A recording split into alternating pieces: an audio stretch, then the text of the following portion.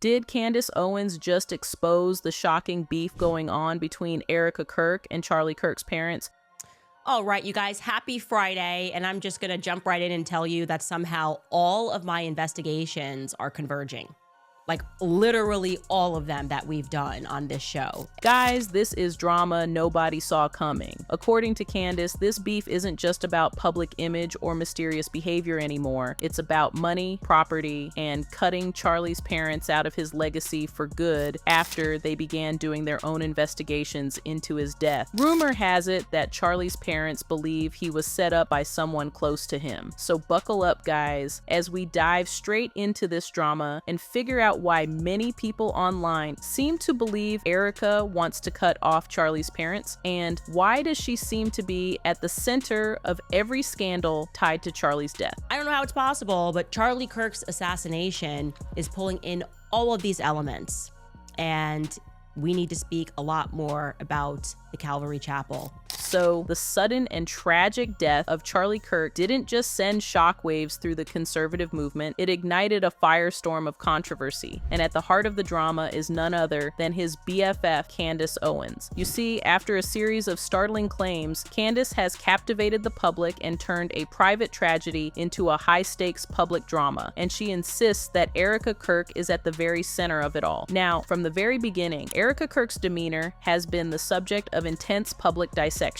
While many expected the raw, visible grief of a newly widowed woman, they were met with something else entirely, an unnerving calm, a collected, almost clinical composure. Instead of sharing intimate, personal memories of the man she lost, her public speeches have consistently pivoted to Charlie's accomplishments and the political mission of Turning Point USA. But one moment, more than any other, cemented this perception for critics. Her entrance at Charlie's own memorial service was described by some not as a somber procession, but as a dramatic spectacle. It looked like a WWE walkout that felt more performative than mournful. For many watching, it was a pivotal scene that fueled a disturbing theory, that Erika Kirk seems more comfortable commanding the spotlight than retreating from it to grieve. But while everyone was focused on Erika's composure, the real story was playing out in the silent spaces around her. The most telling detail wasn't just her lack of visible tears, it was the chilling distance between her and Charlie's own parents. If you watch the footage from that period, you'll see it. There's no embrace, no shared moment of grief. They existed in the same orbit, but in completely separate worlds. It was as if an invisible wall stood between them, and that, more than anything, is what fueled the initial whispers of a major family rift. People started asking, why does it look like they can't even stand to be near each other? Then, the rumors exploded into a full-blown firestorm. Less than 2 weeks after burying her husband, Erika Kirk wasn't just stepping in to help. She was officially named the new CEO of Turning Point USA. The speed was breathtaking. It felt less like a succession plan and more like a takeover. And that's when the financial picture began to sharpen. The rumors started circulating that she had inherited Charlie's entire estate, valued at a staggering $12 million.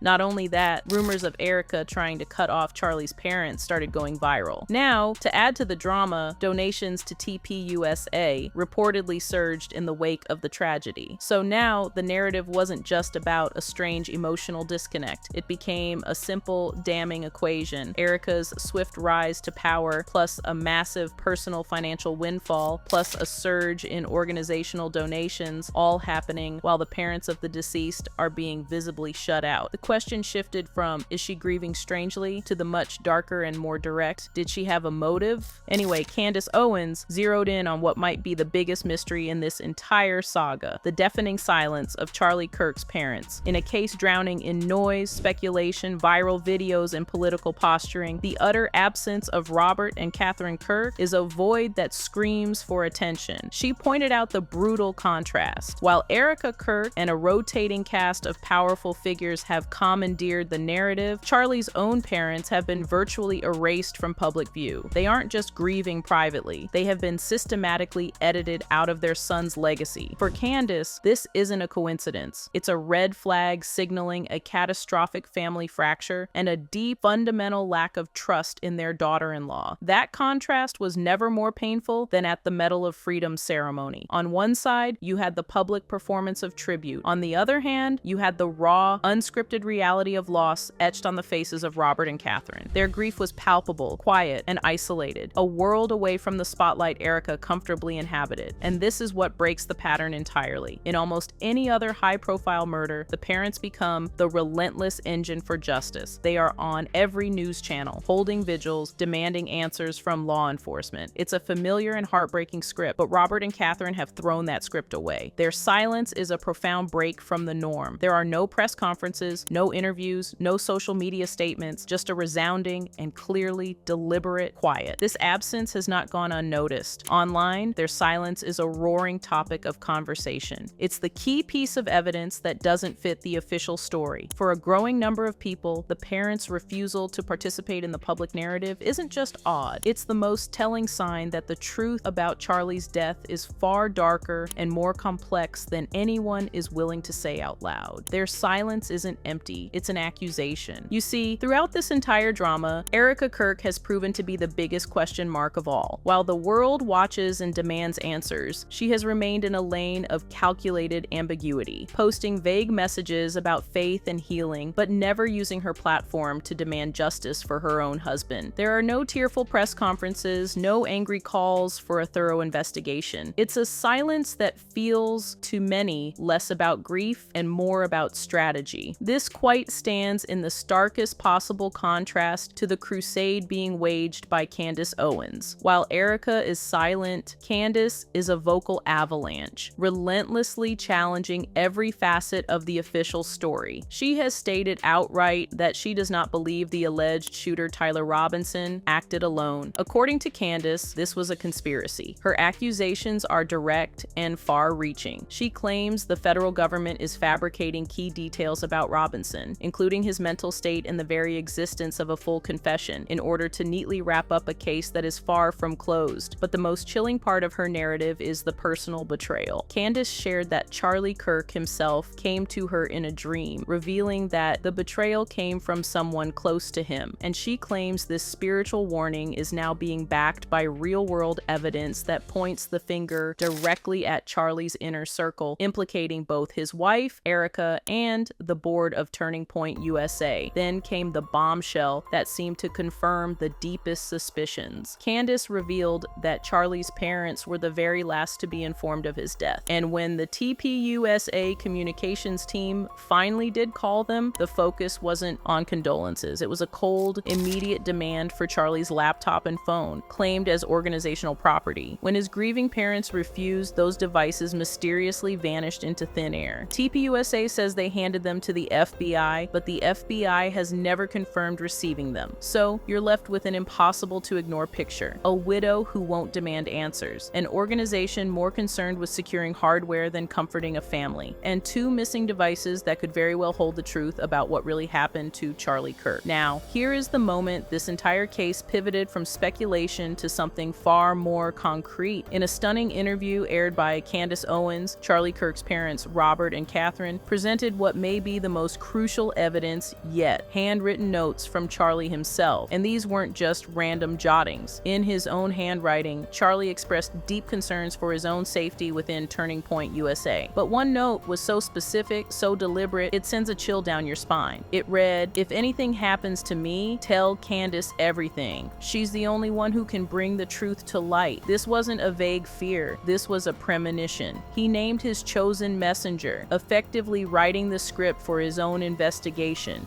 should he be silenced. Candace then connected this directly to his final days. She revealed that Charlie was under immense pressure, facing the loss of a major donor because he refused to disinvite controversial figures from an upcoming event. This wasn't a minor policy dispute, it was a line in the sand. Charlie was shifting toward a more uncompromising stance, and Owens argues that this commitment to his principles is exactly what made him a target. He was becoming a liability to powerful interests. But the evidence of an inside job goes even further. A video has surfaced from the day of the shooting. It doesn't show the attack itself, but what happened in the chaotic moments after. The footage allegedly shows a Turning Point USA staffer not helping the wounded or panicking, but taking a call and then purposefully disabling security cameras. Let that sink in. In the immediate aftermath of an assassination, someone's first instinct was to shut down the eyes of the investigation. This single act raises the terrifying question that Candace has been asking all along. Was Charlie Kirk's murder not just the act of a lone gunman, but a pre-planned operation with help from the inside? When you put it all together, the handwritten warning, the financial motive, the inside man disabling cameras, the theory of a conspiracy doesn't just seem possible, it seems like the only explanation that fits. Anyway, what do you think about this drama? Let me know your opinion in the comments. Till next time, bye.